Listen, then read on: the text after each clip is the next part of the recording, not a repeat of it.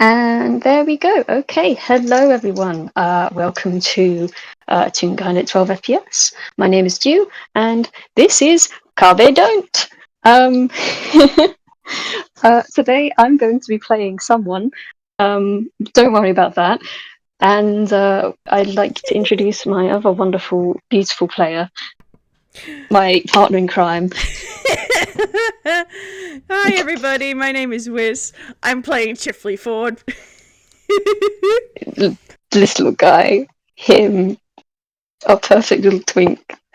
The guy, the twink himself. Him. Ta-da! Ta-da. So, do you want to set up the scene? Yeah, sure. So this is taking place after Magic Hour, but before all of the stuff that's happening with Chifley's sister. So if you're following Missy's storyline, that whole schmozzle hasn't happened yet. But yeah, so this is shortly after Magic Hour.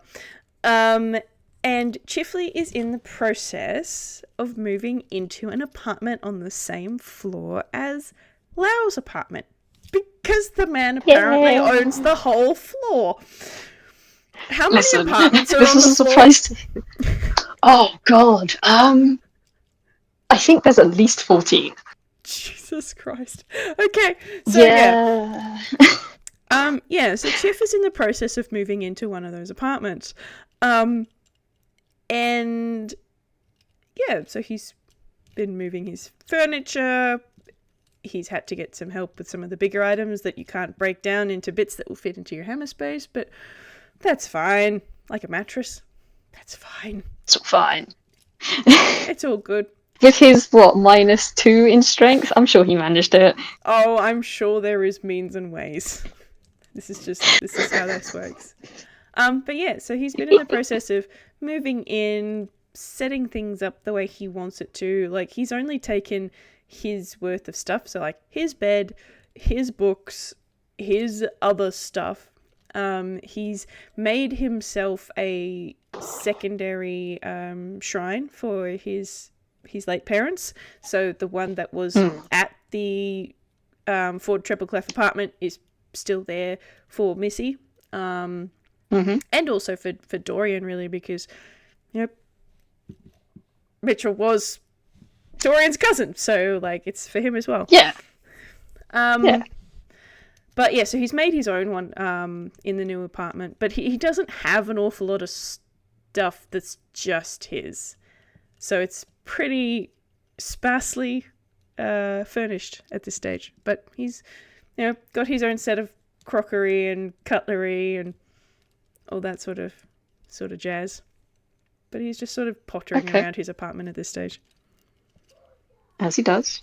Do you want to roll me a perception? I would be delighted. I'm going to use this d20. Chif has 3 d20s. This is the most out of any. Why? Because I found a set. They're like, okay, this is Chifley set. And then I found another check. Oh, this one would be a nice one. And then Dan went to a role-playing convention earlier in the year and he brought me home a set of dice and went, this reminded me of that character of yours. I'm like, aww. Okay, well, this dice says that Chifley doesn't see shit. Okay. What is your perceiving? Oh, it's not garbage. So, like, that's a 9. It's low average, but it's still decidedly in the middle there. Yeah, it has been kind of a long day for Chifley, probably. He's been moving stuff around, setting it all up, making sure everything is all in place, and probably really being very careful setting up another shrine as well. You know? Like, that's very important, and you need to pay attention and take your time doing stuff like that, paying respects. So it doesn't really strike you until, like, later on in the afternoon that you haven't actually heard anything from Lau's side of the apartment for a while now. Yeah. So there's no connecting door between these two apartments just at this stage because Chif's only just moved in. So he has to go out his front door and he has to go out his front door and then in through Lau's. And it is going to strike him as a little bit weird because even though Lau's under absolutely no obligation to tell Chifley if he's going out because there's no reason for him to do that, he kind of gets he would expect that Lau would do because he's being a good host, I guess. I consider it landlord. So after he's clocked that he hasn't actually heard from Lau, he will pop out his front door and he'll give one little knock as not so much of a may I come in, but a I'm about to come in, and then just let himself into the apartment because he knows it's not locked. Okay, cool. You let yourself in. And I don't know if you want to roll another perception or if you want to go with that 9. Let me roll another one with a different d20. Go for it. That's much better. That is a 19 on the dice. Okay. So that's a 23. It's quiet. Yeah. Damn. Yeah, no. You come in and you immediately see Lau's outdoor chair by the door, which means he's probably still in because he doesn't leave on his little office chair. Like that's purely indoor use. You see the tracks between the living room and the kitchen seem to be very recently travelled, at least probably overnight, from between from where the moss is upturned. So you can probably figure that Lau hasn't been to his bedroom last night. It's dark down the hallway, and you can kind of hear some noise from the right, like a weird kind of rustling noise. Okay. He is going to roll his hammer space. I did not get my d10. D10. Let's go with this d10. Alright, that's a 9. Alright, so Chif has taken his wand out of... that's a P, not a 9. Oh my god, I'm tired. He's taken his wand out of his hammer space. And because he is a little on edge by how quiet in here it is, like, I don't think it's quiet in that there is no backing track. Like, there is some soundtrack that you can still hear, but it's not the ooh, something's about to happen quiet, but it's the something's about to happen or something has happened, but he can't quite pick it. And I'm not going to make him roll a soundtrack check right now because he's just sort of going, it's quiet. Why is it so quiet? Too what quiet. Is that? Where is Sol? Where is Sol? Where is Sol? I have not heard any sort of ruckus for like a few hours. And I mean, they could be out, but... And that's not completely usually out of the you question hear... either, yeah. So he is going to give his wand a little bit of a twirl in his fingers and extend it out to staff length. And then he's just going to make his way towards the shuffling sound that he heard. Okay, cool. The shuffling sound came from the living room on the right, and if you turn into there, it doesn't look that much different than the past couple days. Everything is like there are plants along the wall, on their floating desks attached to the wall, and their little shelves kind of scattered all up and down the side of the wall. The armchair's in the same place. The coffee table growing out of the floor is in the same place. There is a shape on the couch that you can't quite make out because of the way Lau has a whole window that is just a wall. Like the whole wall is a window.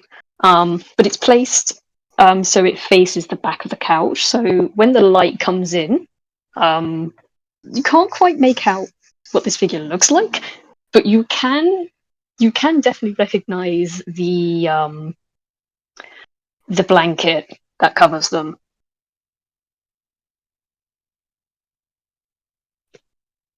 But it's funny because this figure is shorter than Soul.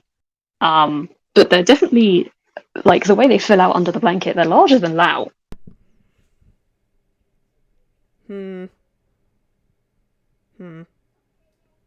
Chif's not sure what he feels about that. I think he's going to step around, coming into the lounge room proper, and step around the armchair so that he's facing the window, facing the cushions of the couch, the front of the couch. Yes. Yes. And he's going to just bring his staff around and first of all give a bit of a prod to the lump. Prod the lump, prod the lump. The lump kind of grumbles and does nothing else.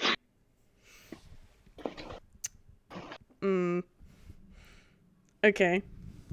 Chif's going to get a bit closer and he's going to actually try and pull the blanket off.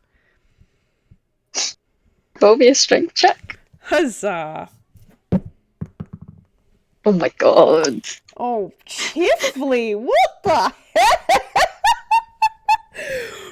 Wow, that was a natural 20! Oh, he's not fucking around. He's really not!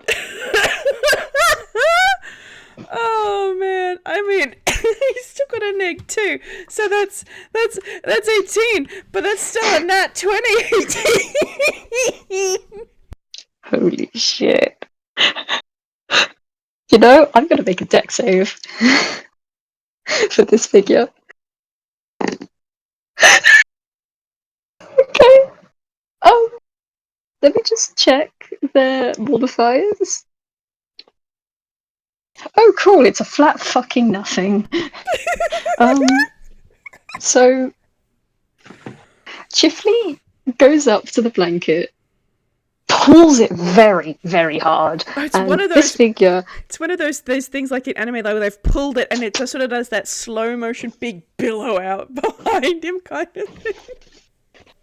You know, I was thinking slightly different in that he pulls it and the figure who was wrapped up in the blanket just does the Oh my god, and it unwinds very rapidly.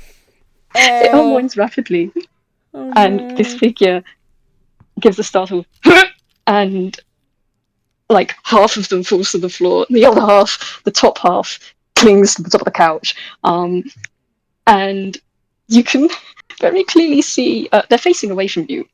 But now that you've taken the blanket mostly off, I mean, most of it is still wrapped around the lower half of them. You can very clearly see they have long white hair that's been braided into a very simple braid at the back, dark skin, and they are somewhat muscular, like leanly muscled.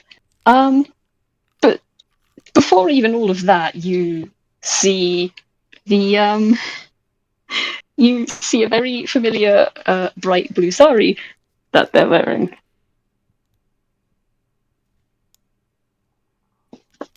Chif, you are so he's so confused. He's just sort of looking at this. It's like,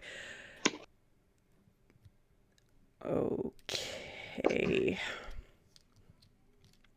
because that is absolutely not Lao. But who is this person wearing Lao's fucking clothes?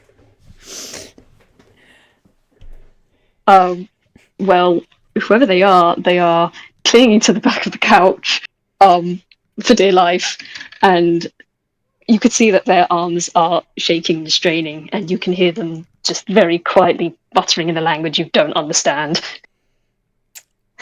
I think Chif's gonna prod him. Prod, kind of just in this sort of shoulder, back, kind of area. Just another prod. And it's quite chilly in here because Chif's a bit suspicious. It's like, Mm.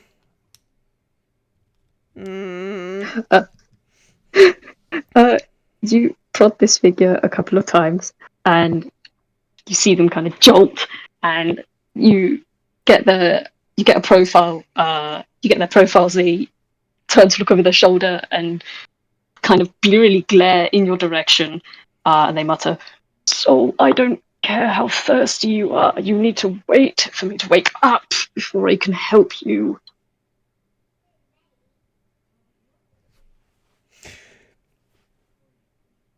That confused expression on Chifley's face just sort of deepens. It's like, okay.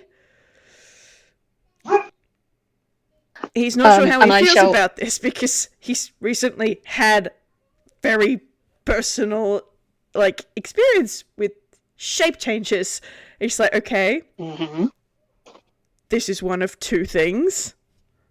Either Lau's done something to himself, or this is a shape changer trying to pretend to be Lau and being really bad at it. He's not sure which one it is. I'm gonna roll him an insight. Go ahead. Excellent, good job, Chif. I'm proud of you. I really like it when you whiff rolls for the thing that you're actually fucking good at. That is a 25. He is inciting this person in their own sort of things, but he's also specifically listening to this person's theme. Very intently. Okay. Well, this person is clearly half awake. Their eyes are kind of hooded, and they are rubbing at their face with one of their hands. As for insight with the music roll, you listen in, and it sounds very, very similar to Lau's kind of heartbeat, deep drumming kind of sound. It's not exactly the same, but it is very, very similar.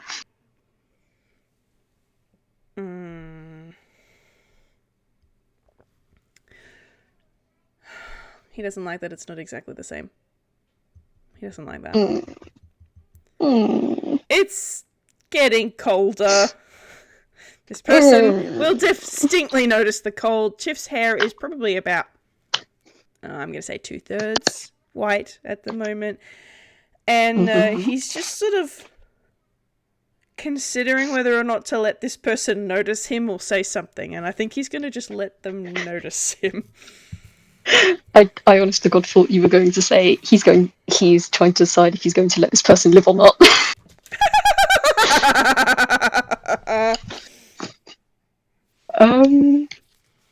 So yeah, no, the person is rubbing their face. And as they pull their hand away and kind of blink and bleary look around, you can make out that this person has quite a strong jaw and an even stronger prominent nose, and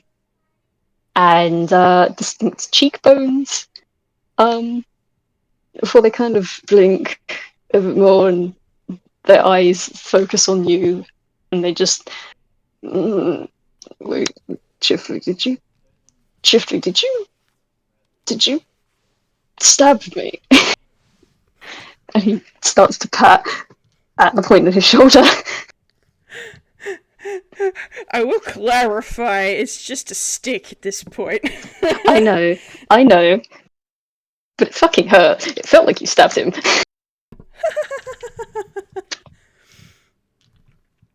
Chifley's gonna sort of arch a brow a bit. He's not saying anything. He is definitely scrutinizing this person a lot. But yet they're not stabbed in the way that is bleeding or anything. So actually, I think he will just sort of go, I wouldn't call it a stab. I think you've got some explanations to make. What do you mean explanation? I mean, it fucking hurt, Chifley. I if I didn't know better, I'd say you taken a dagger to my back. Ow. And he rubs again his shoulder, and rolls it. Also, what do you mean I have explanations? What do I have to explain? And I'm gonna roll something. Okay. Okay. Alright, cool. Why are you fucking like this? Why are you fucking like this? Okay. Hmm.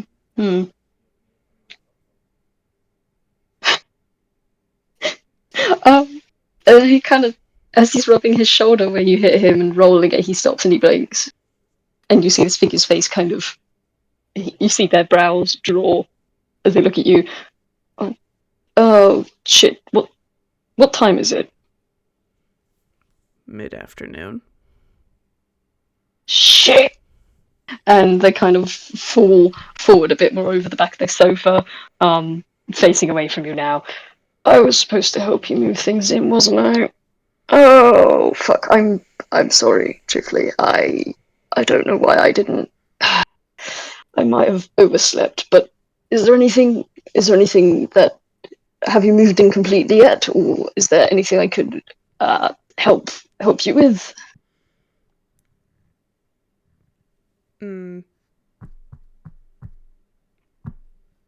Let me roll.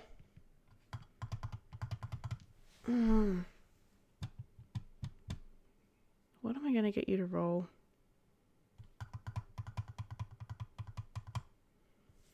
Yeah, fuck it. I'll roll another insight. Okay, that's okay. That makes it an 18. He's starting to, even though the theme is different, he's still wary because he's like, it's not right. Why is it not right? But he's starting to lean towards maybe this might not be the shape changer option, which means that, okay, don't worry about that. That's not what I wanted you to explain. Well, no, Chifley.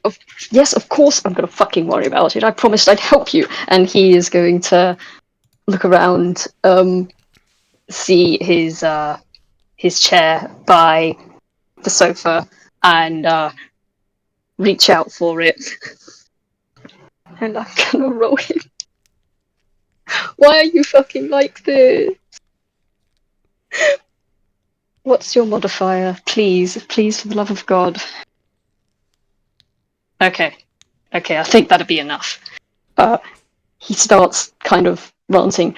Honestly, Chifley, I promised you that I'd help you with something, and it's my, well, if I've made a promise to you, then of course I'm going to follow through. And he reaches out and pulls the chair towards him, and he starts to lift himself onto the chair, and then he stops, and he blinks, and he looks down at his hand, which is very noticeably not covered by a black outline, and is in fact not transparent. Not transparent, has colour, and he's just kind of frozen over the top of shifting between the sofa and the wheelchair. And you can see that his arms are starting to shake as his eyes are locked on his hand.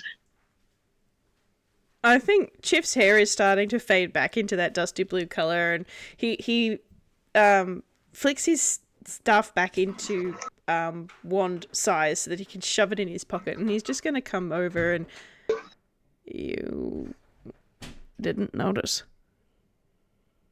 I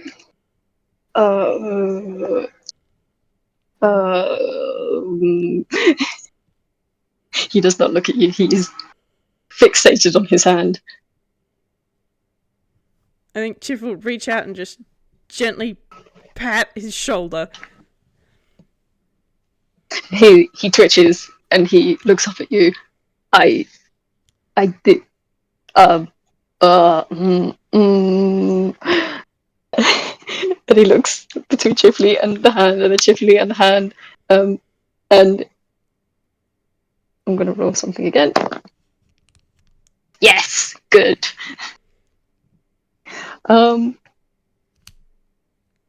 So that was a 2 on his strength save. Oh no! And Chifley, you're going to see the arms that are shaking just suddenly give out. And unfortunately for Lau, he didn't really put any of his weight towards one or the other, between the chair and the sofa. So he just kind of falls down. Unfortunately for Chifley, he has an automatic response of, oh no, they're falling, let me try and catch them. I just rolled a strength save. Mm-hmm. And, Mm-hmm. it was a 9. Do you want to roll with disadvantage? I do want to roll with See what happens? disadvantage. Just for shits and giggles. Do you? Why not? Because the thing is, and everyone needs to worse. know. Oh yay! Everyone needs to know that Chifley is a nurse, and first instinct is to help someone struggling, physically, or is collapsing. Unfortunately for Chifley, Lau is currently not bird size. He is taller, than he was. He is, musclier than he was. And he's a real kind who have more mass, and condense a bit more than Toons. So, unfortunately for Chifley, with your pathetic little 7, you sure do try, and you realise as Lau begins to fall that, oh wait, hang on, that's a lot heavier than you're used to. Now I have to roll a dex save. Okay, alright. Yeah, no, Chifley, you thud against the floor. Thankfully there is springy moss, so the knock to your head is not terrible. Mm-hmm. It's more like a, yeah, no, it's a small ouchie, not a big ouchie. And you hear a thud thud as 2 hands land on either side of your head. And this person's forehead kind of bumps against your chin, and their arms are straining, and they are taking very deep breaths. I'm going to roll a deception. Hold on. Go ahead. Terrible, Chifley. Thank you.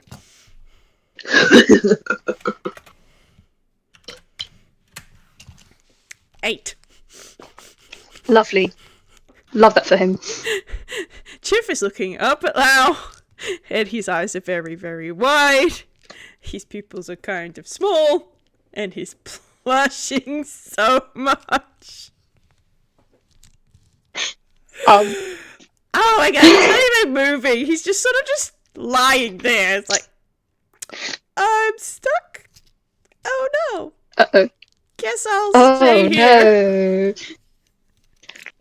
Guess I'll die here.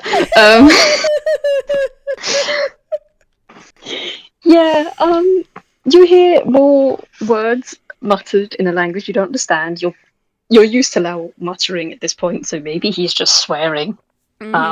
Before he lifts his head up and looks at Chifley and shit. Chifley, are you all right? I apologize. I didn't mean to do that. And he is going to squint. Your pupils are a little. Hang on. And he is going to lean one forearm on the floor and brace himself, and then he's going to lift up his other arm, and he's just going to like cup Chifley's cheek and like tilt his head, and get closer and look, squint his eyes, and I'm going to roll a medicine. Oh goodness. I love him. I love this dumb bitch. I love this dumb fucking man. Okay, so I know what the base number is, but what's your modifier, sir? Can't be too terrible. Okay, you're cleric. not as I thought. Well, it's not amazing. I focused on a different role for him, rather than being an actual fucking medicine man. So that's a 16. Oh, that's not bad. That's not bad at all. Mm. Okay. What am I going to give you with a 16? Okay, well, he's definitely blushing more than a second ago. His cheeks are very, very pink. And, like, you can't say that they're warm, but they may be, like, because Chifley just isn't warm, but maybe his cheeks are body temperature, I guess. Huh. Yeah. Okay. And because he's sort of turning Chifley's head from side to side, I think a 16 is high enough. I'll also say that something that Lau will notice is there is actually it's long healed over, and it's not a raised scar, but there is a scar across the front of Chifley's neck. Takes mental note. But that can be yep, that's fine. Okay. And he sort of pulls away a bit, and mutters, "Well, I don't think you have a concussion. But just in case, I suppose it's best not to let you sleep for a little while. Are you otherwise all right? You seem quite flushed." Chif's just gonna nod. He's not gonna say anything. It's just a quick little nod. Right. Right. Okay. Right. Okay. And he is gonna shoot. He's gonna shoot Chifley a little grin. And right now, apologies for falling on you. Let me just. And he is going to push himself onto his arm and roll off of Chifley, and then push himself up. And now he is sitting up. And he is slowly gathering the pieces of not pieces, the roll of loose blanket, and he is slowly pulling that back towards him and wrapping it around his waist. Chif's just sort of gonna continue to lie there for another couple of seconds before he'll sit up as well. Do you want to roll an insight? Yeah, sure.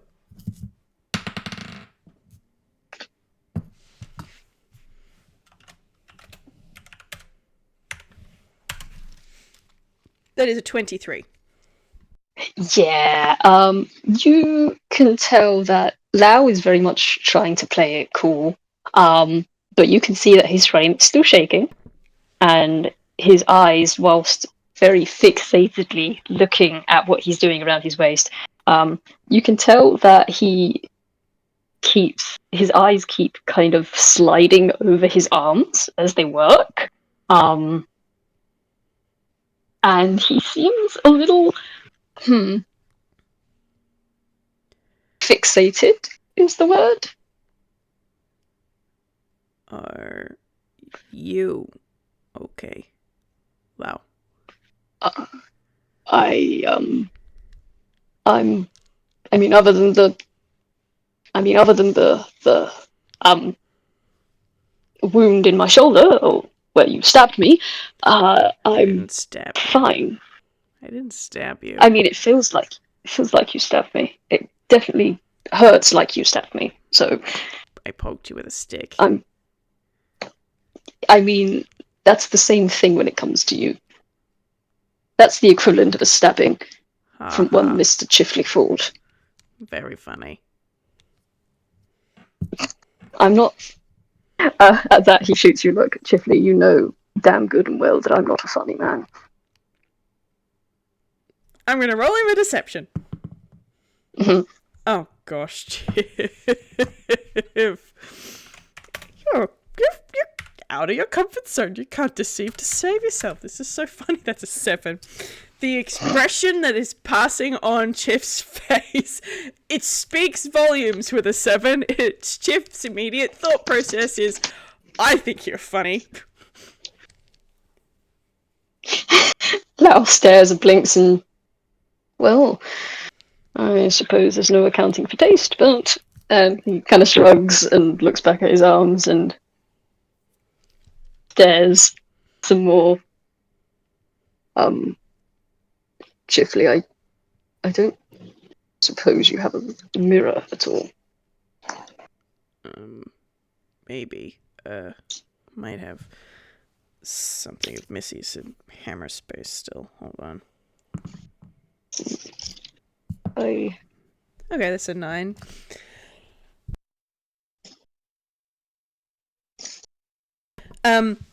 So Chif's he's gonna pat his legs, like patting his pockets for a second, stick both hands in, and he'll pull one hand out fairly promptly. It's one of those, it's a little compact, like a little eyeshadow compact, I guess. But it's one of those ones that are made for 5-year-olds. So it doesn't actually have a glass mirror. It's that it's like that foil kind of mirror, like the shatterproof things. And he'll sort of flip it open, and he'll look at the absolutely I don't use makeup very often, but I've seen those when you've used a makeup compact to death, and it's just got this well in the middle and just a little bit in the corners still. He's just going to look at the remnants of green eyeshadow, and then this kind of crinkled foil mirror, pull a face, but then close the compact and offer it. I think this might be as best as I've got. Otherwise, there's the bathroom. Thank you. I think that'll do. And he reaches out and pulls it towards him, and he kind of mutters, I caught myself. Usually that would end with me going splat. I managed to. I caught myself, and he looks at his face in the mirror, and he stares for a very long time. I'm not going to have Chifley roll perception because fuck it. Chifley will hear him very quietly mutter as he reaches a hand up to his nose and then kind of traces across his cheek and then up to his ears. You'll hear him say, I have a nose.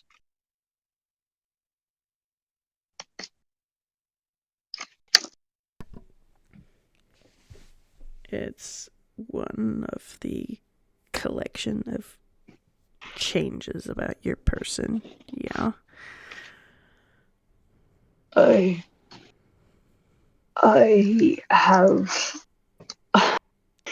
have a nose, and he kind of squeezes it. Ow! Fuck, that hurts. Shit, I didn't realise noses were quite that delicate. And then he flips his hand back to his mouth. I have a mouth. I have cheekbones. I have ears.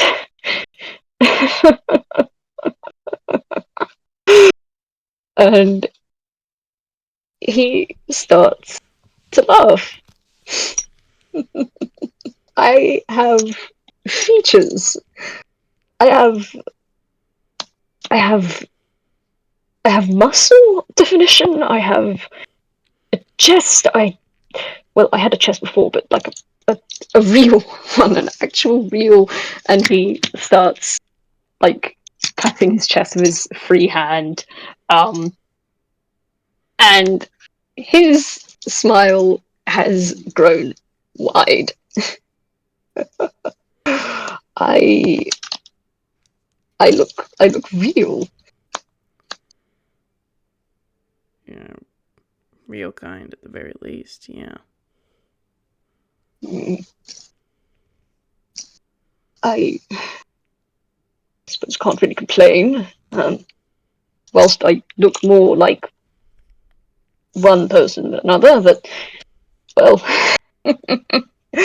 Oh, if I came back home and Mamako saw me like this, I think she might try to kill me. She wouldn't recognize me. I don't think any of them would. I didn't. No. I don't suppose you did. And even though his smile kind of drops a little bit, it's still there. And he hands the compact back to you. Thank you, Chifley. And I'm going to stick with that insight from earlier. You could tell he's thinking, and he is looking at Chifley. Chifley, may I try something? Sure. Go ahead. Right. Obviously, you can tell me to stop at any moment. Don't feel obligated, but... and then he's going to reach over, and I think they're, like, side by side at this point. So he reaches out, like, he turns himself until he's, like, sitting upright, and then he reaches one arm underneath Chifley's legs, and then he slides the other around his waist, and I'm going to roll... Should I roll a strength save or a strength check? A check, absolutely a check. Check, let's go. I fucking love you, Lau. I fucking love you. I love you, you dumb bitch. So Lau attempts to lift Chifley up, and all he really manages to do is pull. So Chifley kind of ends up flopped over the top of Lau on the floor, head to chest. And you're gonna hear him muffle, oh, fucking shit, I thought, no, okay, fine, I have muscles, but apparently they're not bloody useful for much except catching myself. Oh my gosh! Chifley is anime styled. His whole face is just this nice pale pink. He has no idea what Lau is trying to do, as all he's done is just scoop Chifley in his lap. He's just sitting there. It's like, oh gosh! You are sitting there and you are hearing a rapid heartbeat underneath your ear. And a heaving chest beneath your head. As Lau tries to catch his breath.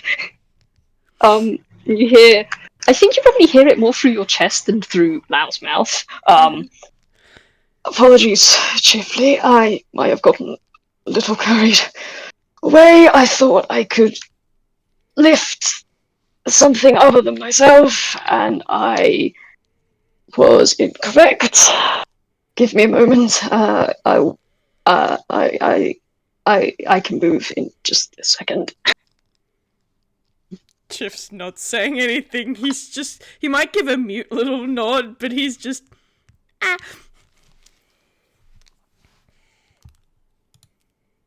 Cool. So yeah, no. Now is just gonna take his breaths. Right. Apologies for that. And he tries to sit himself up and sees Chifley face to chest with him. Are you alright? I didn't hurt you at all, did I?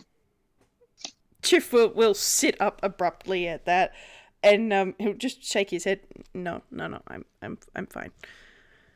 He's still blushing. He is all blush. Insight. Because Lau does squint and lean a bit closer and say, well, as much as I'd love to, I can't really rule out a concussion from earlier. Just to be on the safe side, I don't want to make you unduly feel nauseous or anything. Okay. Alright. That is a dirty 20. Okay. Let me roll a deception. Let's see. No way. Not a hope in hell. That's an 8. Yeah, okay, so Lau, Chif is stiff. He's got an elevated heart rate. He's all blush. It is more blushing than a human would do, but that's because he's anime toon. So Yes. he's just got this big anime blush. He's even got a couple of like little blushy lines as well as the color. It's like both of those effects. He seems to be in, I wouldn't call it distress. There's no distress. His hair hasn't changed color. And it's not really colder than normal Chifley cold anymore. Like, before, like when Lau first woke up, it was freezing because he was like, stranger. But now he's like, no, this is Lau. This can't really be anyone except Lau. Oh, dear. Oh, poor gay baby. I'm gonna roll intelligence. Can you put it together? Well, that's different from last time. Okay.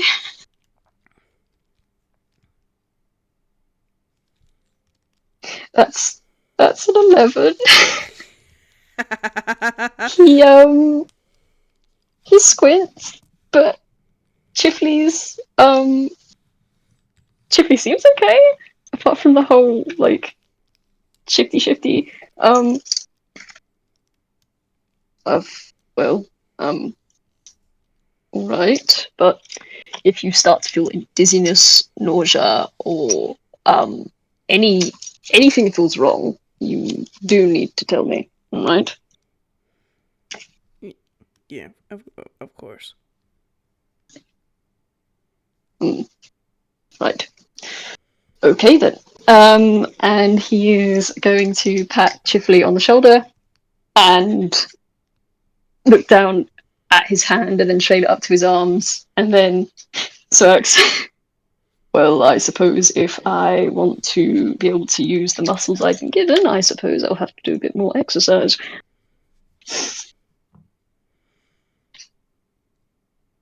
Yeah, I think that's how that works for real kind.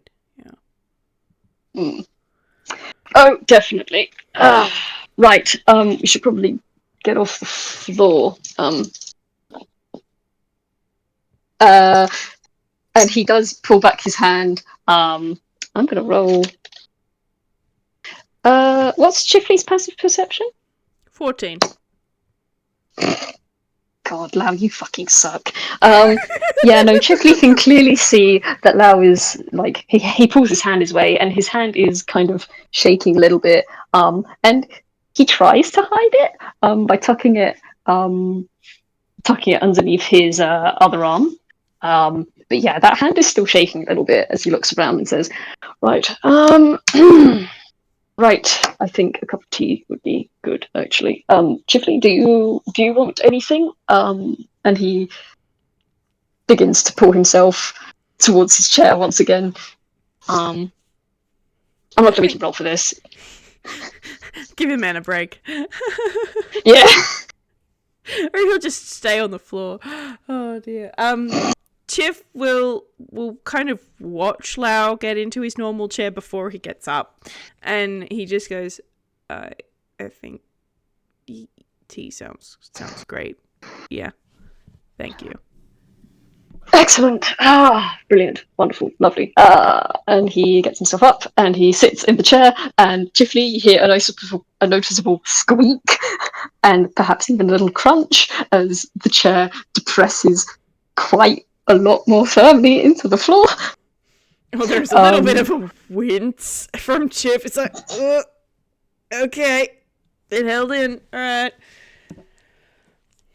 Yeah, Lau is heavier now. So he claps his hands, reaches out to the wall, and starts to pull himself along towards the kitchen and says, "Right, well, I'm just going to go put the kettle on. Did you want iced lemon or did you want something else?" And he just pulls his way out towards the kitchen. Iced lemon is fine. And Chif's actually going to let Lau go ahead of him a bit. And once Lau's gotten a little bit of distance, Chif's just going to sort of turn away from the lounge room door. And he's going to do that thing where, like, they do it in anime a fair bit, where they sort of slap both cheeks, go, come on, get it together. This is fine. And then just sort of rub his face and then follow after Lau. Cool. Yeah, you follow after Lau, and he is rummaging through cupboards and drawers, and he is slamming things onto the counter, and sort of rabbiting to himself. Right, well, this is a bit of a change, and obviously I'm not quite sure how long this will last, but might as well take advantage of what's happened whilst it's here. Does Lau have, like, overhead cupboards that he has to sort of stand up in order to reach? He does? Oh, that's a good point. I'm gonna roll him a thing. Oh, that's a shame. Now, because that is a good point. Because he does have cupboards, but he usually has an unseen servant that is available to him. But the fun thing about that is you see Lau click his fingers, and then that unseen servant comes with him being Hausen, doesn't it? Yeah. He clicks his fingers, and he stares at the cupboards, and then he cares at his hand, and he snaps his fingers again, and nothing happens. And why the fuck isn't this? And then he stops. He's like, oh shit. Well, I suppose there are some drawbacks to this. And he looks over at Chifley, and a little sheepishly, I don't suppose you'd be able to. And he flicks his head up at the cupboards. He's clearly embarrassed. Chip's just gonna sort of sigh a little bit and smile, and he'll come over and he'll start pulling things out of the cupboards. But then he's gonna sort of, because now Lau's in a chair, and he's just gonna kind of look at Lau, and I think you might be more than tall enough to reach these if you were able to stand for a minute.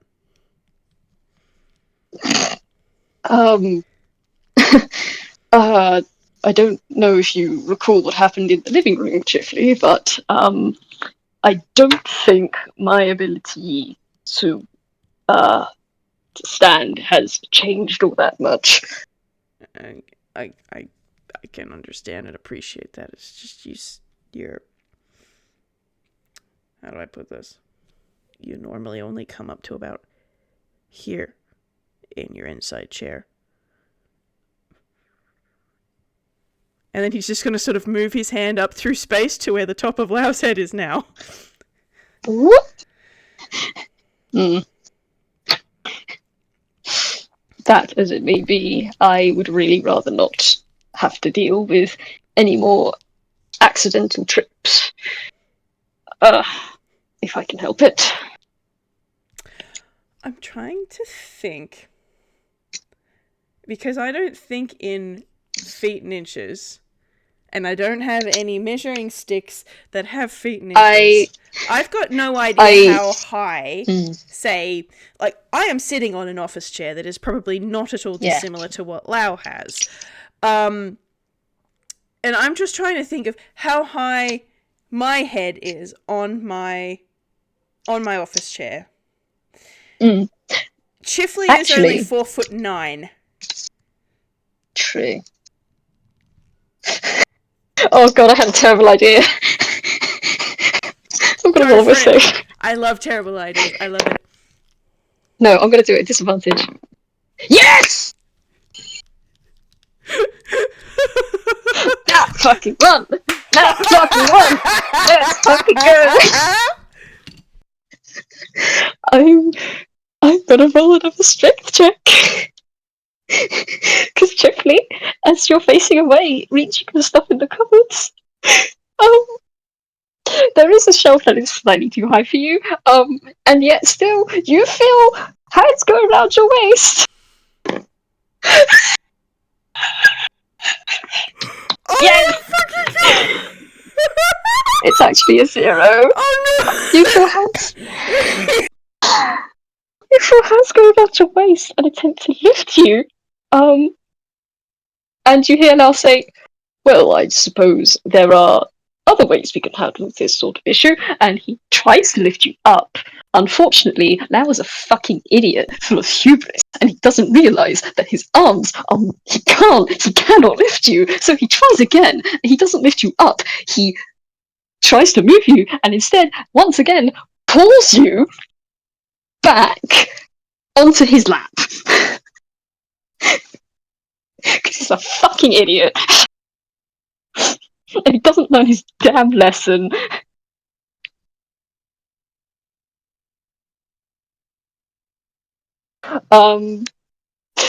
Yeah, he is, you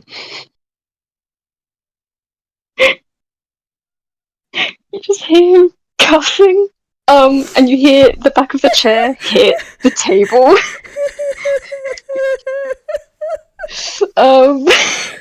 Chifley, you are now, there are hands on your waist, you are facing away from this man who is cussing up a storm into your neck, and you hear the quiet voice of, "Why the fuck did I think that would work a second time?" Just sitting there holding a mug in both hands, and like any amount of composure he had gained back is completely gone.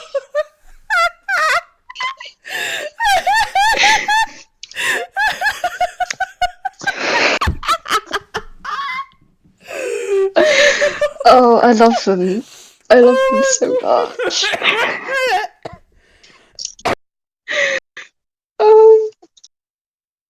Oh my goodness. Yeah, you will. Oh god, Lau, you're fucking stupid. You're gonna feel like the hands around your waist like squeeze. And you're gonna hear Lau mutter, I'm sorry, Chifley. Are you alright?" Oh dear. Oh, I need to get my composure back. I'll give you a moment. Oh boy. Oh boy. Alright. He's just sort of, he kind of blinks and like he's blushing down to his neck. He just sort of pushes himself off Lau's lap and like just hands Lau the mug. And he doesn't say anything, and he just like goes and gets like a step stool or something so that he can reach the top cupboard. In fact, I'm gonna roll insight. I'm gonna roll his hammer space, see if he's got a step stool in his fucking. Oh my fucking god! Space. That's an 8. Oh my fucking god! Why are you? Lau's being really fucking stupid today, and I love him for this. His insight is a 10. I mean, it's average. Like, he can tell that something's up with Chif. Like, Chif doesn't normally act like this. No, I have a feeling I know what he's gonna do. Yeah, he is. Okay. He's just told me. It's fine. Okay. Yeah. Yeah. Everything's fine. I'm sorry for grabbing you like that, Chifley. I really should have asked first. I suppose I'm just a bit excited, is all. I've not had a body like this before. It's different. And I thought I could do more than I could. I think that'll make Chif sober up a little bit, and he'll get down off the step stool with whatever it was he was getting from that high cupboard. It's not completely different. Your voice is still the same, and whatever it is that makes you need the chair is still doing that. You see his hands, fist in his blankets. Yes, of all the things that have changed, that hasn't. At least, I don't think it has.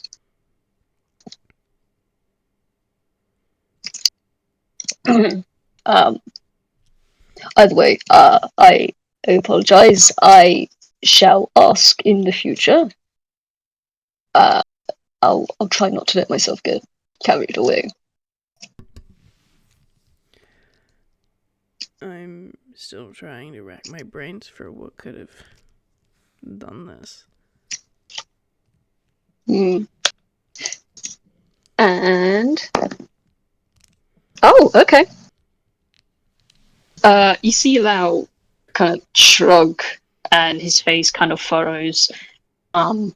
Yes, it is odd. I'm not entirely certain what caused this. I have a few ideas, but nothing concrete. Was that 22 a deception? Mm-hmm.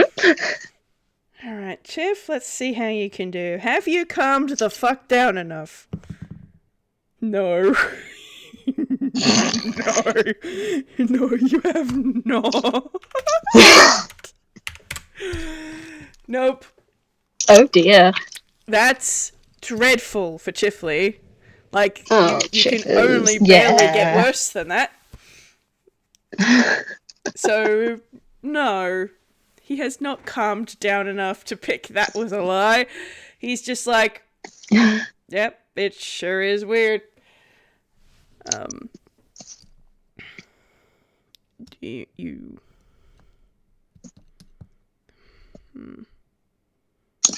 I can't think of any, like, illnesses that change people's races or anything. It's... And why now? Well...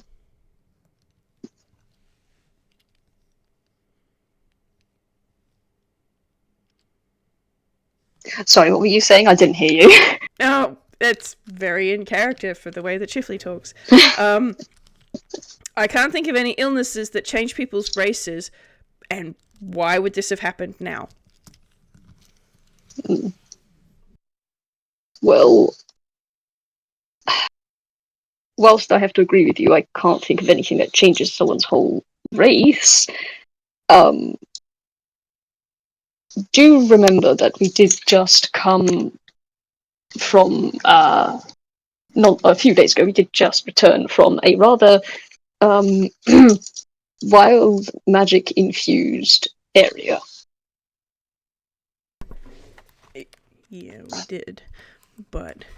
And he sort of pats at his chest a little bit. I'm still attuned, and I was there. And Cassie was there. Lots of other people were there.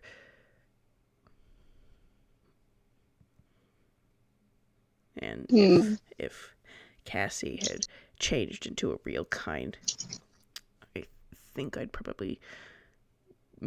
she'd probably want to tell me about that. Well, I don't think she'd have to, would she? It'd be quite obvious. And who's to say that, well, that it still won't happen? I'd like to say that he is having this conversation. He is starting to set up the tea, setting the mugs up, measuring, scooping out the fresh leaves, measuring them out. After all, wild magic is very unpredictable. It could be that what happens to me could happen to either of you. It just might take a different length of time. I'm not sure how I feel about that.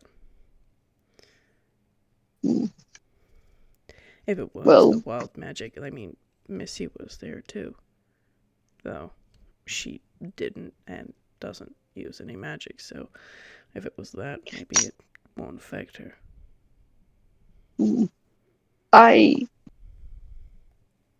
I'm sure she'll be fine. You're probably right. She isn't a magic user. Or she didn't really get an opportunity to be affected by the wild magic, so she should be fine.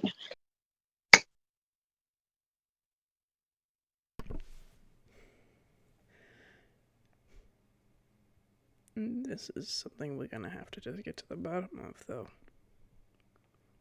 We can't have people's races changing. That's, well, there is a lot of things that we probably take for granted for being Toons.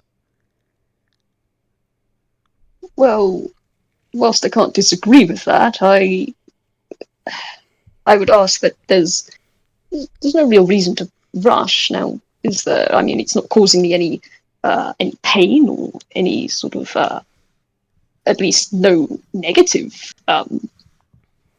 I'm not experiencing any sort of negative effects from this so far. So I think maybe let's focus on other more pressing issues than something like this.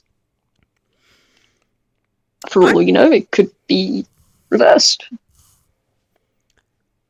I'm gonna roll an insight on that, because that's the way that he said that was just so suspicious. Lau's not good at lying. He's not good at it. Well, isn't it unfortunate that his partner has a really high initiative? No, not initiative, insight. That is a dirty 20. Yeah. Lau doesn't sound all that bothered about adding this to the list of things as a problem to solve. He sounds quite chipper, actually. And something you definitely notice is that he doesn't sound very worried at all about Missy being affected. Which is a little... I mean, you know what Lau is like around... Or you know some of Lau's opinions around children, and the fact that he's not at all worried how the magic might have affected her... seems a little suspect. It's distinctly suspect, especially seeing as in any other circumstance, spontaneously changing races is not exactly something that most people would just go, yeah, right, whatever. Like, unless it happened to them all the time, you know? Like, if they were a different race every other week. But Lau is clearly not that. This is clearly something new. And he's just gonna squint at Lau a little. I'm gonna... Where's your spell list, lad? Where is it? Spell list. Detect magic, there we go. If you're doing what I think you're doing, I would like to ask you, before you cast this, how often has Chifley cast this near or around Lau?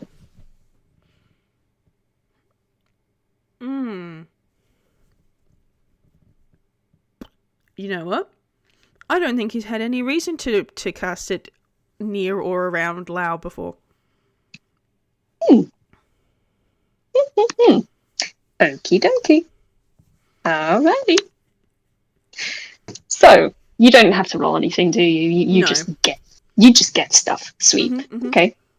So as Lau turns around, brings you over your iced tea, and his own hot mug. And I think Chif has sorcerer things that mean that he can do it without the verbal components. Oh? Yeah. Okay. He's going to spend a sorcery point in order to cast that without the verbal components. Sneaky boy. Good or boy. The somatic I think it's verbal and somatic, so he's going to just cast it without either of them, using his subtle spell sorcerer stuff, which is the first time I think I have ever used sorcerer stuff with Chifley. Yeah. So he's just going to be just like, he's just casting it, and he doesn't move. Okay, well, Lau lights up with magic. The whole of him kind of lights up with a sort of transmutation magic. And you see, other than the aura that surrounds him, actually, could you roll me an Arcana? Yeah. I will also say, just for the sake of people listening, the house, like the walls, light up too, because of the magic infused vines. Like they're kind of like veins all throughout the wall. I'm going to say Chifley's able to focus past that. Mm-hmm. He's not focused on that. Okay, cool. Never mind then. You don't get extra bits. Sorry. Mm-hmm. You, apart from the aura of transformation surrounding Lao as a whole, you get three separate different sorts of magic. The first one you notice, and the largest one, is around Lao's lower half, coming from the blanket, Mm-hmm. which has a sort of magic you recognise as a nurse. And although you're not the kind of nurse that goes on a ward, you are familiar with having to administer types of magic that soothe. Um, and this particular court of magic is that Mm-hmm. kind. Pain relief. And it's Yep. specifically, it's not, yeah, it's not exactly pain relief. It's numbing, specifically numbing. Mm-hmm. Um, Chip's gonna log that away. Also, if you hear any background noise, I'm sorry. There are things happening at the minute. It's alright.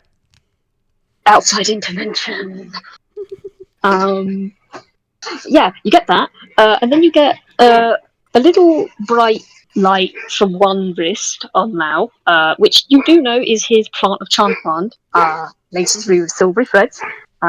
Little daisies, which keep getting added on by by Sol, who keeps adding on different little flowers and then taking them off and then adding new ones. Mm-hmm. I think today there's like tiny little, like there's always daisies on it. But I think there'd be like little pansies and posies and other ones beginning with P. But yeah, it just lights up with that kind of what was it, enchantment, I suppose? Yeah, Mm-hmm. it lights up with enchantment.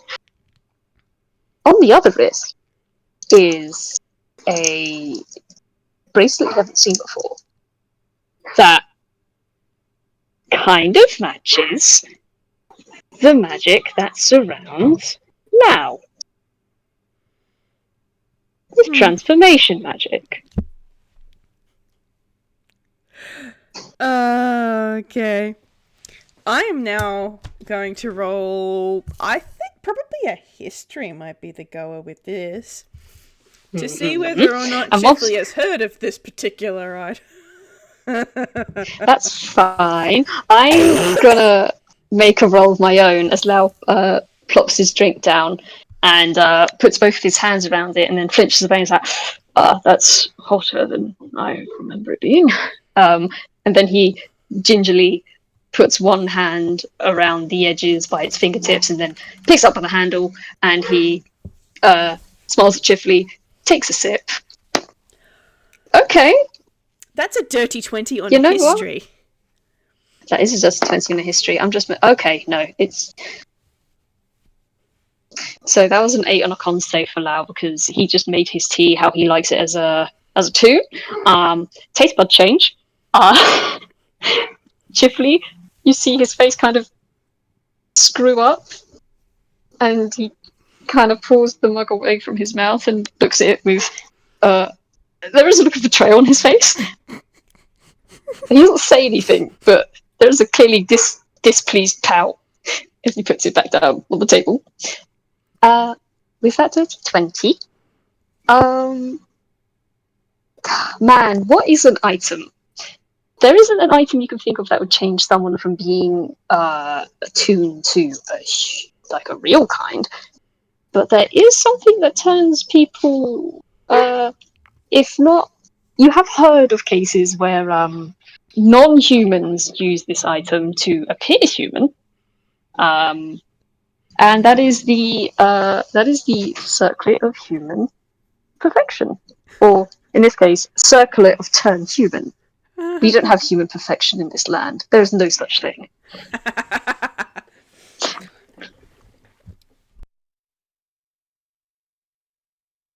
I see. I will also say with a nat 20, the dirty 20 though, This doesn't. There is an underlying sort of magic to it that is not quite just transformation. Mm-hmm. I won't give you any more than that. Yeah, no, that's fine, because he whiffed his Arcana. That's completely fair. Chip's gonna just sort of hold on to that thought for a second, because he's now very curiously watching Lau's expression. Because what the hell was that?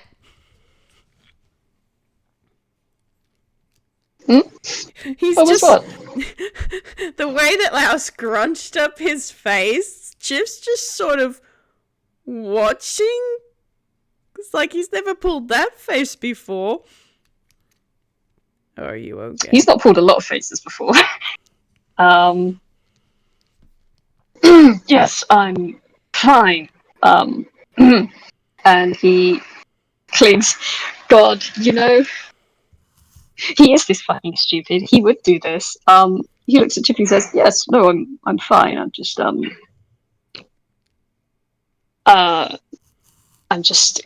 adjusting, I suppose." And he's gonna take another fucking swig, and I'm gonna roll another con save. That's better. That's better. That's the shit I like to see. Come here, young man. Give me a moment. So that's a 2 on the die. He takes a sip, and you can see that his whole everything scrunches up, and he takes a sip, and Chifley, you can clearly see the minute the liquid goes in his mouth, he tilts his head back down, kind of puts it back into the mug, puts the mug down, and slides it away viciously, like, I think I made that one wrong. And he sort of smacks his mouth around a bit. I think I made that one wrong. I should probably make another one at some point, but later. I'm gonna roll another deception. That's disappointingly high. Actually, I'm gonna roll you a dice. There we go. This is the game we bully our men. Oh dear. What's your deception? Not much. That's a 4. Chifley has, when he sort of took that second swig and that just look of revulsion went over Lau, Chifley is still listening to Lau's theme. Like, I am picturing that kind of record scratch kind of noise, or like in the Lackadaisy pilot at the end, that kind of broken glass kind of noise. And Chifley just sort of covers his mouth with his hand and turns away, and he's trying desperately not to let his shoulders shake, but they're shaking. He's trying so hard not to laugh. Lau, immediately seeing this, I'm gonna roll that. Oh god, you bitch. Okay. What is your modifier for that? I think it's a 3. Yeah, Lau's gonna roll a performance, and that was disgusting. You can see that he very clearly tries to put on a straight, sort of angry face at you, but you can see like the crinkling. You can see the crinkling at the corner of his eyes, and he's got dimples. A little dimple appear as he tries to contain his grin, as he puts his hands on the table and leans over and says, "Do you find something humorous in my misery, Mr. Forde?" There's one of those like whole body kind of twitches as that sentence just sort of makes it a lot harder not to break into giggles. And he's still kind of covering his mouth, like almost as if he was covering a cough or something, and he just sort of glances back at Lau, and he just sort of shakes his head a little bit. That's funny. And he starts to drum his fingers on the table. Because, to me, looks rather much like you're taking pleasure in my misery. I didn't know you had it in you, Mr. Forde. I don't think it's there's no pleasure in misery. And yet, he raises his brows, puts his head down, looks up at you, and yet there I see you barely being able to restrain yourself from laughing at me. I should better of your character, Chifley. Well, in my defense, you couldn't see the expression that you pulled. His whole face kind of wrinkles. Well, no, but as I have told you before, I'm not a funny man, Mr. Forde. There should be no reason to be laughing at anything I do. No matter what I look like. I am, in fact, a very serious sort of person, and I don't appreciate you mocking me. And it's at this point that he can't even hold on to the vague vestiges of being serious, and there is a smirk rolling up his face. Chif does sober up a little bit at that remark, though, so he does sort of, his shoulders drop a little bit. No offense. You know that. But, Yes, Chifley, of course I know that. And the smirk softens, and he reaches out with one of his hands and squeezes Chifley's hand from where it is. Actually, I don't know where Chifley's hands are at the minute. well, they'll probably be on the tabletop by now. He's relaxed enough that he can put his hands down away from his face. Oh yeah, no. He squeezes one of Chifley's 3 hands. Yes, I'm well aware. There's too much kindness in you for that, I think. Oh, he is blushing again.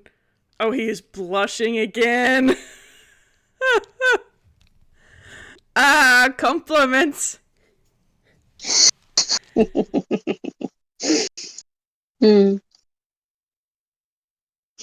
Yeah, Lau, I'm gonna roll an insight again. Oh, okay. Alright. Have you caught on finally, you fucking idiot? With a nat goddamn 20? Oh, gosh. Well, I suppose the most brief way of putting what you get with a nat 20 insight on Chifley is, yes, that was compliments, but specifically compliments from Lau.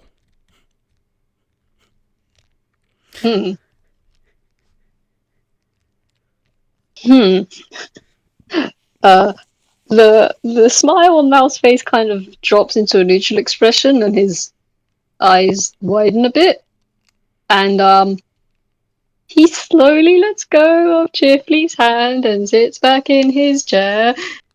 And well, anyhow, and he reaches over his mug, and puts his hands around it. Does not drink from it. Anyhow, back to the subject matter on hand. I don't think we should worry too much about all this. It's magic finds its own way around usually. Chif's expression is going to relax as Lau has returned the topic of conversation to that. And he sort of frowns a little bit thoughtfully, and then he'll take his own cup with iced tea in it and just give it a bit of a swirl around in the glass, and then idly just... Where did you get it?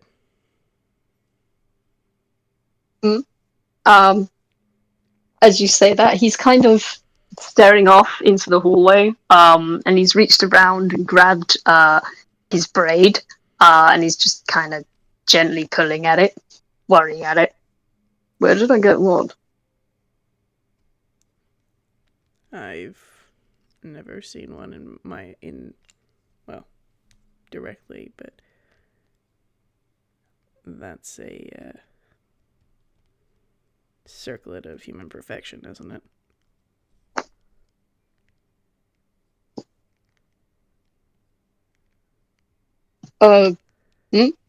A circle of, and he kind of looks down. At where I presume Chifley is staring.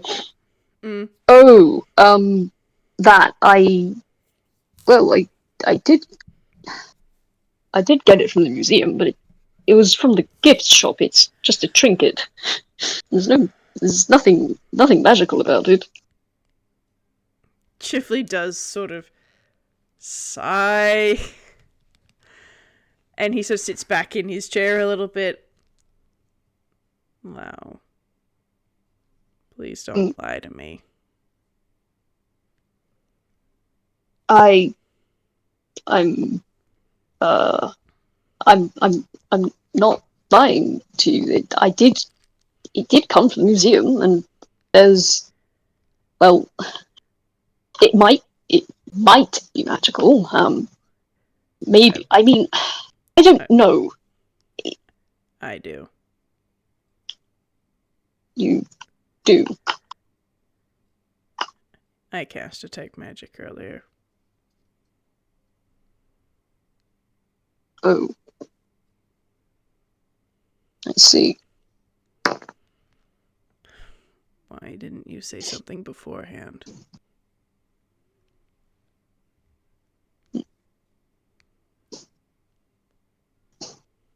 Well, it doesn't seem like a problem. It's a non-issue, really. It's nothing bad happened, and also there's no way of knowing for sure that this is what's causing this. And he rattles the bracelet on his wrist, which you can see is no, but you look at it, yeah, no, that's definitely not from the fucking gift shop. That thing is old. And tarnished. You don't know what kind of gift shop would sell that, except maybe an antique store. Yeah. Chip's just gonna kind of look at him and then take it off. Well, it's, and he looks to Chifley and his wrist and his hand, and then Chifley again and his wrist.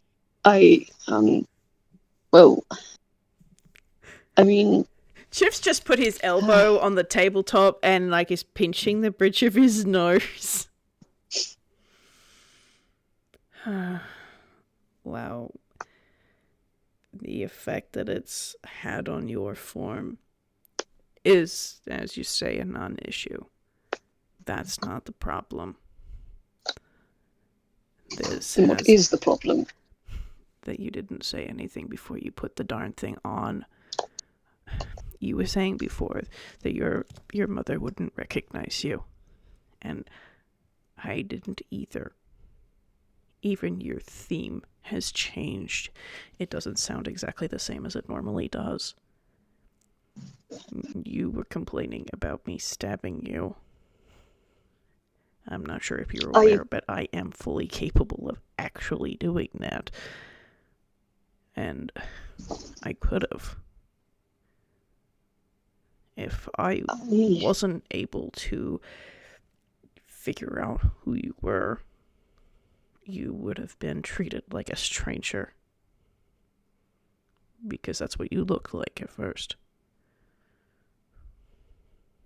The sort of tenseness to Lau kind of loosens a bit in his shoulders as Chifley continues, and I know that you are not stronger than you look, and Chifley, I'm not lying about. I didn't know it would do this to me. It didn't look like it did anything. I tested it. It didn't. Nothing happened when I examined it. It didn't seem to have any sort of magical properties at all. I just thought it was. I just asked for something. I just wanted something else other than everything to focus on for a little while. I suppose that doesn't really matter, though. I didn't know it would do this to me, Chifley. If you can't believe anything else I say, know that I didn't know this would happen. I thought I might grow a second head or another arm, or I don't know. I don't know what it would do, but I didn't think it would turn me into this. I didn't mean to frighten you. I'm very fond of you, Lau, and I don't want anything to happen to you, least of all by my hand. So I'd appreciate it if, even if you're only testing something, you give me a heads up first if you even remotely suspect it's going to change your appearance. Or, failing that, don't try and hide it. Just be honest with me, that's all.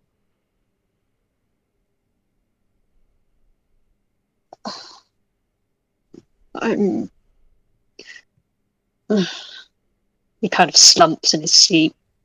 I'm sorry I scared you, Chifley.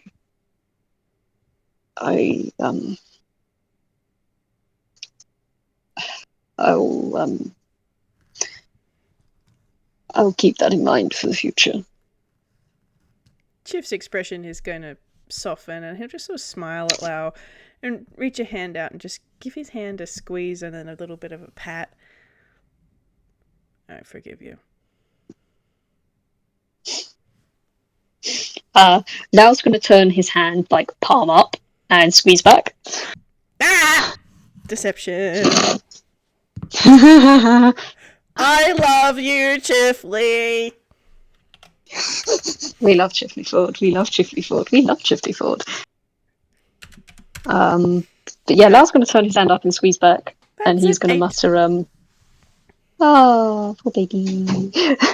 Oh, little man, little baby man." Lau's going to mutter, I am glad to have a friend so willing to forgive my transgressions. Chif's blushing again. They held hands for a second there. Nah. No. Chif's gonna sort of lean back a little bit, and he's gonna smile. Well, hopefully you can forgive me mine down the line.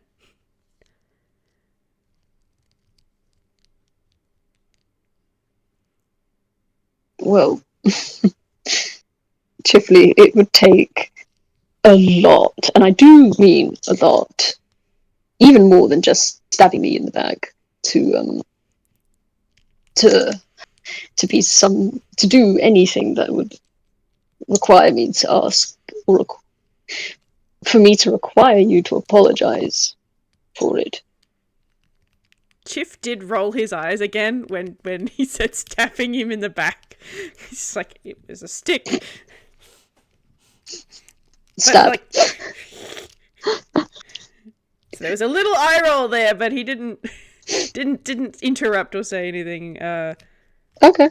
Mid-sentence, but he does sort of smile at that, and he's actually going to like do that sort of bashful, run his hands through his hair, and then just sort of stops as his hair's got... They were rolling around on the floor before. He's got a lot of hair, and he's just like got his hand stuck in some tangles, and he brings his other hand around and is immediately like trying to finger pull knots out, and then he just sort of pulls his hand out and runs a hand over his fairly bird nesty hair and just sort of pull a face and sigh.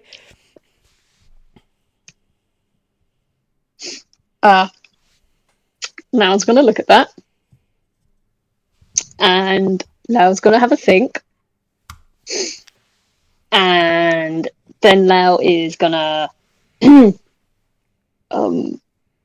if you don't have to accept my offer on this, but if you like, I could do something about that. He's gonna sort of blink and then look up at Lau. What do you mean? Well, it has gotten quite long, hasn't it? So, I mean, if you would like, I could teach you how to put it. I only know a few different types of ways, and I can teach you a very simple braid to tie it back and keep it out of the way. He kind of blinks, and there is a little bit of a blush, but then at the same time it's, I'd like that. I was thinking of cutting it shorter, but I hate getting my hair cut, so putting it up would be much better.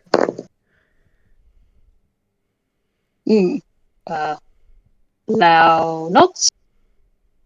Yes, that's perfectly understandable. Well, if I could teach you how to, well, keep it, at least keep it in a braid, I'll admit I'm not exactly an expert at hair care. This, and he picks up the end of his braid and wiggles it Chifley, is a little new to me. But I've braided my mother's hair plenty of times. I know quite a few different styles. None that I could teach you. Obviously, you aren't clan. You can't use those. But I can teach you a very simple one, just a basic braid. That should be fine. And as he is rambling, he is pushing himself away from the table and rolling himself around to Chifley's side, and stops and has a think, and then his face gets a bit more serious. So you are aware that in order for me to teach you, I will most likely have to stand behind you. Well, stand, but I will have to be behind you. Right.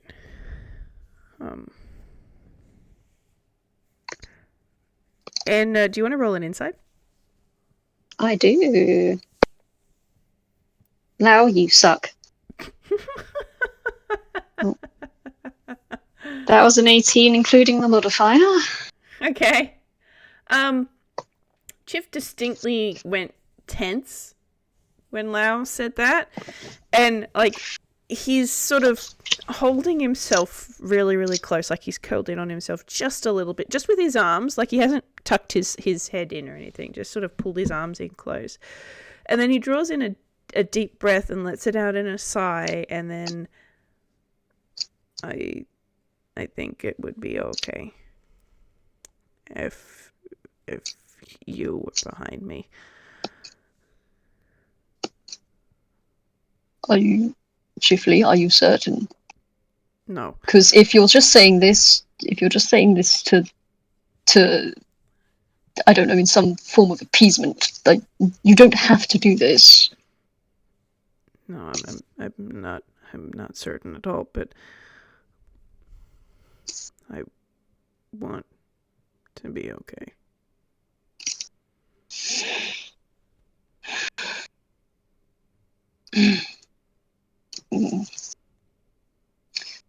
There is a look across his Lal's face, but right, okay, fine. But the minute you feel uncomfortable or some form of discomfort, you will tell me. I do not want you to try and struggle through by yourself with this. This is not something you need to rush. We can take it slowly. You do not need to rush this. Chif does smile at that. And, oh, you muted. I can see that you muted. I will hold that thought. Sorry, I had someone come in. No, it's alright. So Chif will sort of relax just a touch at that, and I won't suffer through it. I'll let you know how I'm doing. You'd better. Yeah. Or you won't like what happens if you don't. I will have Soul sit on you. Yeah. Okay. I can agree to those terms. Good. I will take your word for it. Right. Now, obviously, this is the first. I don't know if you've had your hair braided before. He gives you a little shake of the head. Right. Okay. So before I actually teach you how to do it, then I suppose it's best to see if you like it first. There's no point in me teaching you how to do it if you decide actually no, it doesn't really work for me, or you don't like how it feels. So I will do it, and then you can judge for yourself if you like it or not. Okay. Sounds right. Fair enough. Right. Yes. Okay. So. And Lau very, very slowly starts to move behind Chifley. And pauses a second. I don't suppose you would have a hairbrush at all. I check my hammer space, but I don't really need a hairbrush, so... Yep, that's an 8 on the dice. Chif has a hairbrush. He has his own hairbrush, even, because his hair has been longer than Missy's for a while. So I think he's going to pull out... I think it's going to be like a dark blue... Why the hell not? He can have the same kind of hairbrush. That's my favourite. So it's a rectangular kind of one. And the bristles, they're like stiff individual sticks of plastic. Yes. But they're not those ones that have the little circular, like, knobbly bit on the ends of them. And they're not those ones that are, like, bristly, like paintbrush bristles. So they're, like, individual bits. No, I know what you mean. Yeah. Yeah. It is my favourite hairbrush. Oat likes the one with the little knobs on the end, and I'm just like, meh. Give me this hairbrush discourse in the chat. I have had discourse about this with my friend group here. Me and the girls were all comparing the different ones, and I'm just like, no, mine's the best. You cannot convince me otherwise. Man, can't believe there've been brawls over hairbrushes. But yeah, I'm gonna roll sleight of hand. Because Lau is gonna he's gonna reach up and then he's gonna pause, and he's gonna very gently put a hand on Chippy's shoulder and say, I'm going to start now, right? Cheerful nod, and now I'm going to roll him a whiz save. Cool. That's not too bad at all. Yay! I like it when the whiz save's pleasant and polite. Chif's got a nice chunky whiz save, so that's a 22. So I think... Nice! Pardon me. Does Lau want to roll an insight on Chifley while he's doing this? Yes. So with a 14, that's a sleight of hand to see how well he does. He probably does snag it a couple of times. But overall does okay. Oh, does okay. Where's your insight? Okay. Okay. Mental maths. That's 25, 18 plus 7. Nice. Okay, so when so Lau pats Chif's shoulder and says he's starting, and then is distinctly behind Chif. And even though Chif got that 22 on his Whis save, so he started quite tense. He was tense. And the longer that Lau was back there, he did just slowly start to relax. When the proverbial boot didn't drop, he relaxed, and Lau could almost see it in his shoulders, just sort of losing that tension. And then he's sort of just fine, just sort of sitting there. But the way that Chif's tension was to start with, and it was so gradual, the way that he relaxed, with Lau literally right behind him. Lau gets the impression that it might have been over a decade since anyone was allowed to be directly behind Chifley. Oh, cool. You can't say that shit to me. You can't say that sort of shit to me and expect me to be okay.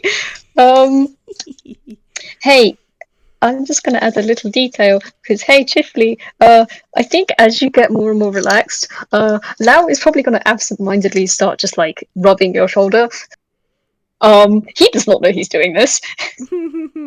But, yeah, no, that might help Chifley along a little bit.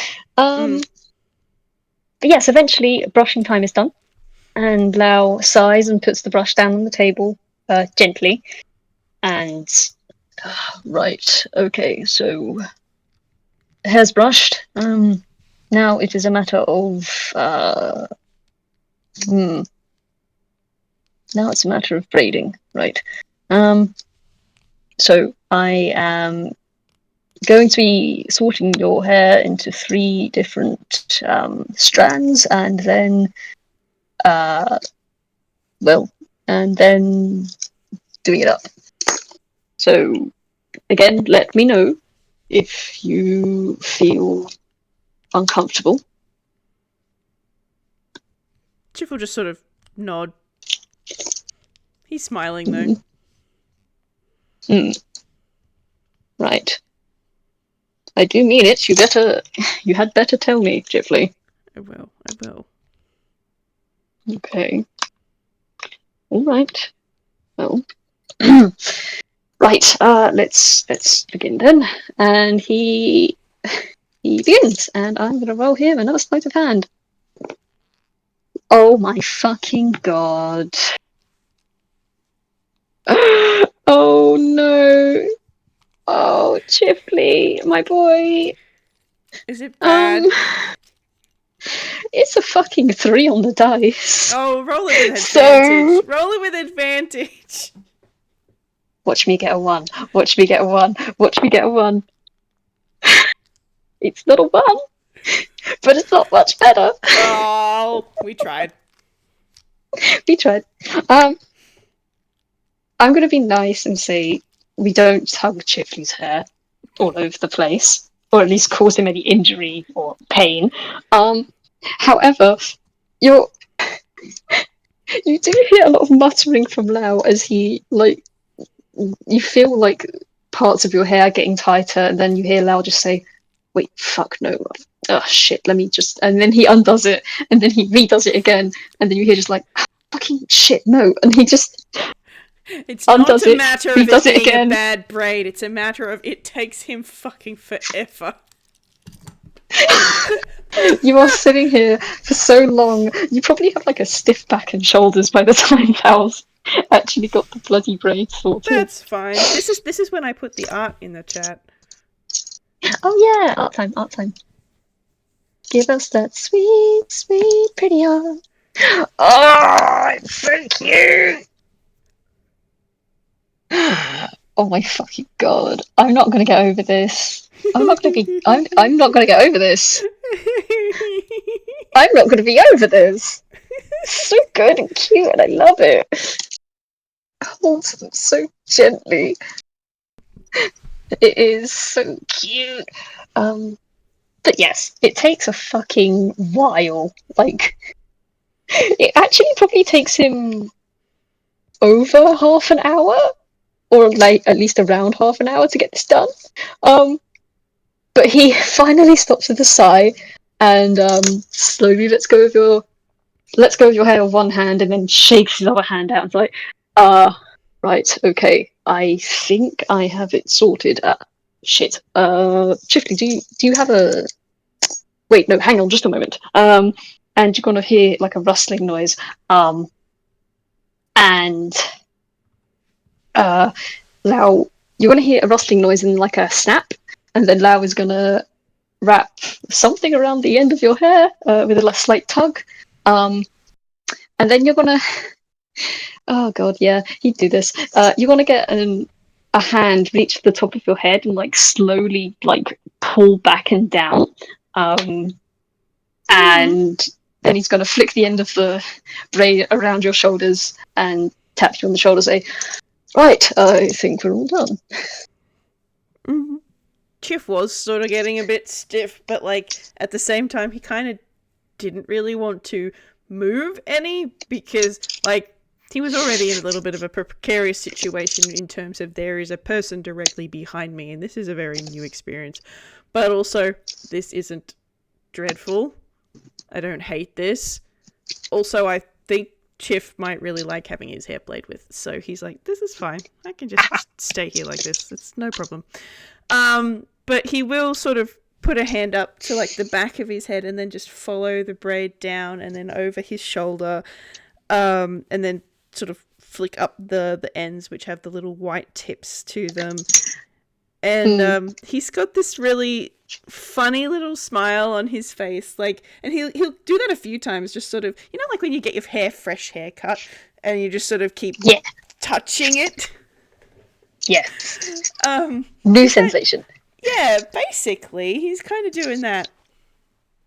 Chifley will also notice that the thing that Lau tied the end of his hair with is a strip of bright green vine. Oh yeah, that'd do the job. Yeah.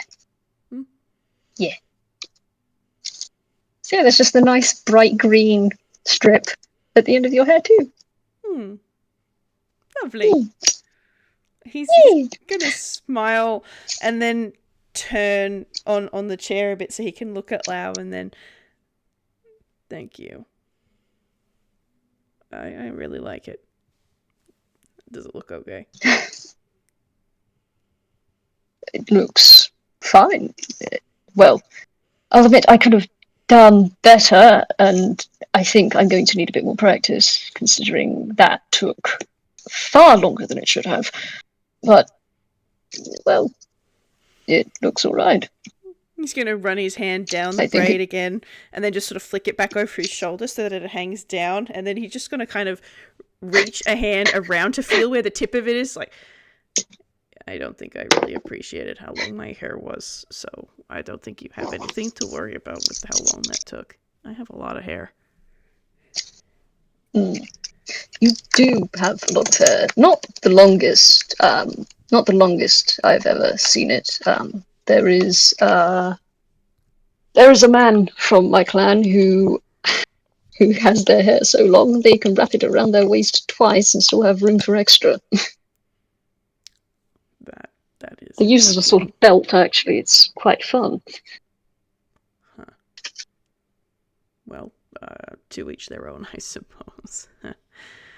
But yeah, I do hope my hair doesn't get quite that long. Sounds like a nightmare to brush. That is a very good point. I'm not sure how to help you with that one. Might be something I have to think about. But well, I'm sure next time we do this, I can figure out how to. I can show you properly. Get a mirror, and show you how to do it properly, or at least so that you don't need me to do it every time you want your hair up. I don't mind.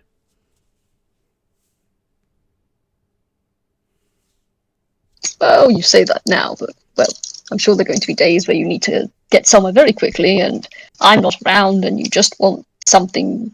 You just want it out of the way. No, I think I probably should learn how, but so long as it wasn't unpleasant of an experience for you.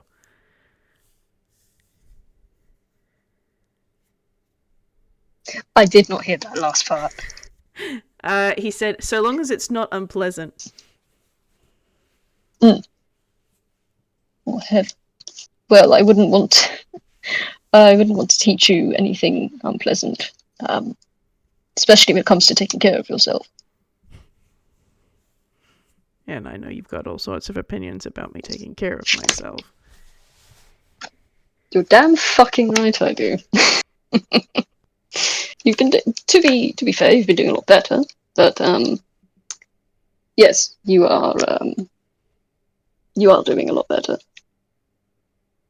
Tiff does smile softly at that. Right. Well, now that that's all done and dusted, he leans away and sort of besituates himself next to Chifley on the table. Leans on his shoulders. Leans on his forearm. Sorry. Well, I'm not quite sure what else to do now. You said you've done most of you've sorted most of what was in your apartment. Yeah. I wasn't moving everything. Like, most of the stuff I left behind is Cassie's or Dorian's or Missy's, so it's not a whole lot of stuff that was just mine. But I'm sure I will accumulate things. It is a sensation I have come to understand. It just happens. You just get stuff. Even with the additional people in it, the apartment has a lot more things in it than when we started. That is the unfortunate process of going through life and seeing things you like. And if you don't put anything in your apartment, you're going to find that Soul is going to... they're going to put things there anyway. He glances at the living room at that. Well, hopefully it's hardy varieties that end up on my side. Oh, well, Soul is very good at choosing the correct... what's the term? They're very good at choosing the correct sort of flora for the situation. They wouldn't bring back something and give it to you if they thought it wouldn't survive. Well, no, not just survive, if it wouldn't thrive. I suppose that's a bit of a comfort. I'd hate to wake up to a collection of dead plants. That's not going to happen whilst I'm here. And I'm very fortunate, aren't I?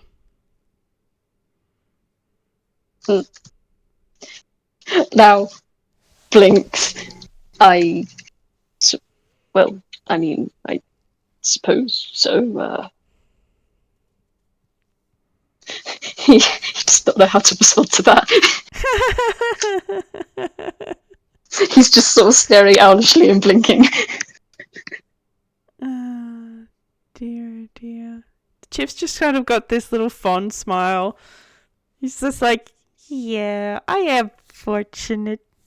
Yes. Now close his throat. Right, well, it's, well, that's out of the way. I should probably deal with the, I should probably deal with and he's struggling to find his words at the minute. I should probably be dealing with the plants I really should have been taking care of this morning. I overslept. I should probably see to that. I don't And know that he looks like he's getting ready to move. I don't know that what you did really counts as oversleeping. You slept through breakfast and lunch and part of the afternoon. Which counts as oversleeping. I slept far more than I should have, therefore I overslept.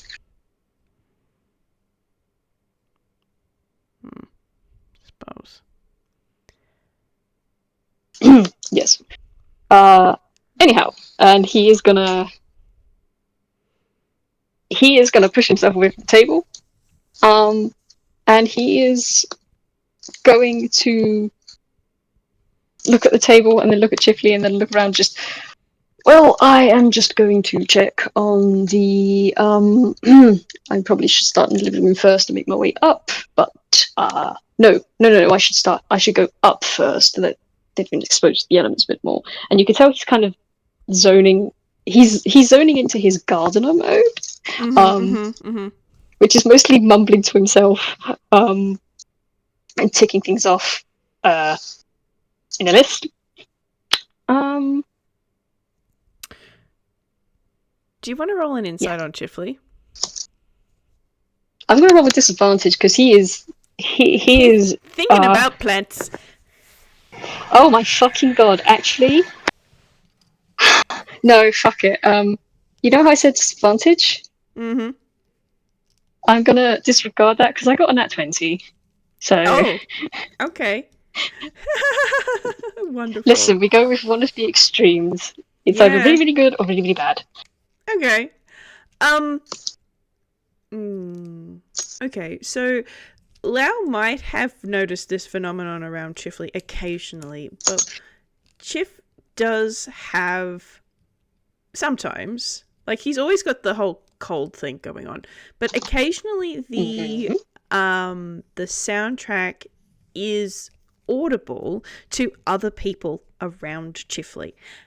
Occasionally, depending on, well, circumstances, but often it's very much tied to Chif's mental state.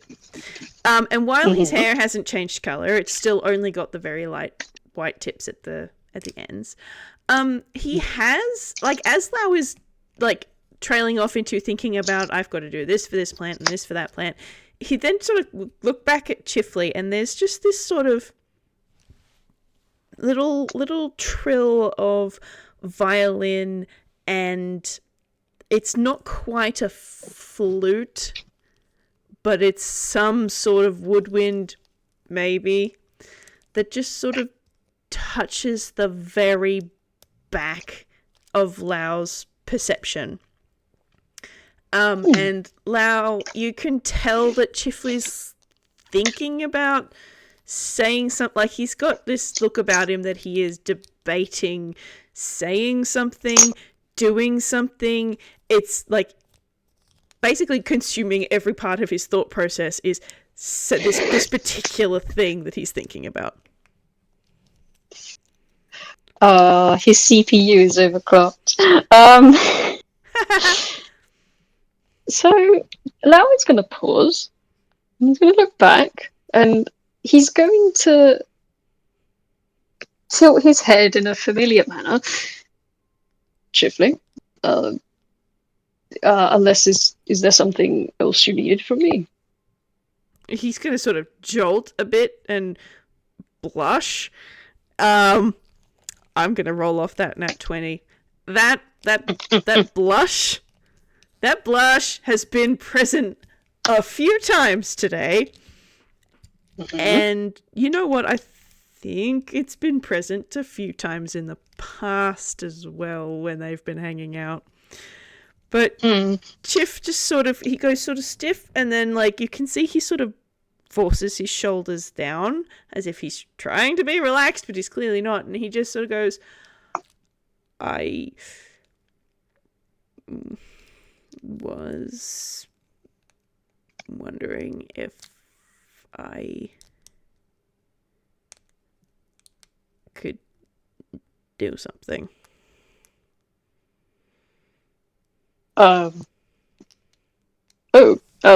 Well, yes, of course. What is it? And he'll just sort of come over and stand right next to Lau, like right in his personal space. I don't really know how to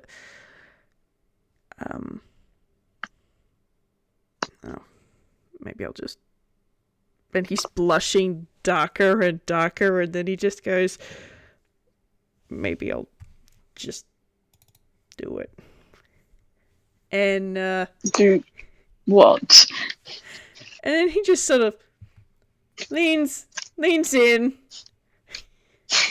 and I'm gonna put some more art in here. He's just gonna give Lau a quick little kiss, and then back up, like more than just to standing where he was, but he's taking a couple of big steps back, and he's fiddling with his fingers, and he is blushing so much.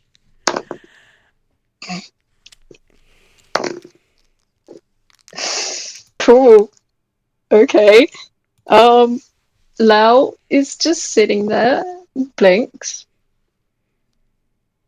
and he opens his mouth, and he says,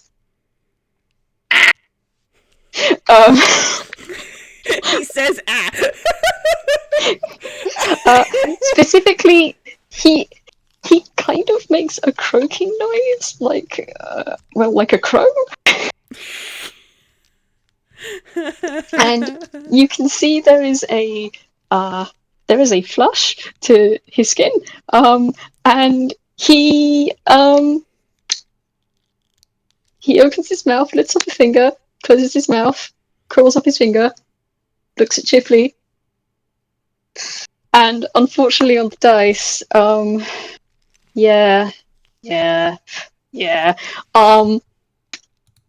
he's going to turn away and say, I'll see you later. And he is going to leave. Yep. Chif's just gonna nod, turn around, and head back to his apartment to lie face down on his bed. Yay! Yay! Congratulations, you've given my Birdman a crisis. I've given my man a crisis. He's just gonna stay there for the next couple of hours, being like, why the fuck did I do that? Why did I do that? Why did I think that was a good idea? So, yeah, he will sort of just be beating himself up for the next, until tomorrow, and then be like, let's see how awkward this is. Do you know what? I'm gonna roll something. Oh my god, okay. So, this is probably like a post-FPS kind of thingy, but if we do peek into the next day, Lau is trying very hard not to be awkward about it. Chifley, you don't have to roll insight. You can clearly tell he is trying very, very hard not to bring it up. Right. Yep. Chif will just sort of also not bring it up. And he might be keeping a little tiny bit more distance between him and Lau for the first couple of days. After that, it'll kind of relax back into where they were before that, after that. But to start with, it's just like, man, are you upset? I'm not quite sure. I think I just need to give you a little more personal space after what I did. But then they'll just sort of get back into a nice comfy routine, especially with Chifley now living right there. And that's how it ends. Sorry, no resolution here, folks. I've got a couple FPSs to do before that. Let him have his crisis before they have another talk about it. Yes. I want my boy to very calmly walk away and then go to the rooftop and scream, "What the fuck is happening? This is different." Oh yeah, by the way, I definitely have to speak with JJ about doing an FPS because hey, Drew is gonna get a fucking. I have to roll to see how exactly Drew's contacted. But yeah, no, Drew's gonna get a visitor probably if JJ is down for it. Because Lau only knows one person that is in a healthy relationship at the minute. Lol. But yeah, I think unless there's anything else, we can end it there. Good to end it there. Yeah. We'll have Thank to you for come back after Lau has his crises. Yeah. Get a part 2. Wonderful. Can't wait. It will happen after the thing happening with Missy is resolved, though. So, yes. Yeah. Yes. That will be posted. But I think it works out better that way. Yeah. But anyway, thank you all for listening in to Crisis the Game. I hope you had fun. It was very fun. And yeah, JJ, I'm gonna come fucking knocking for you, boy. Knock knock let the devil in. Hi. Yeah. Thank you for listening, and we hope you have a good time. Good time zone. Good zone of time. Toodles. Good zone of time. Goodbye.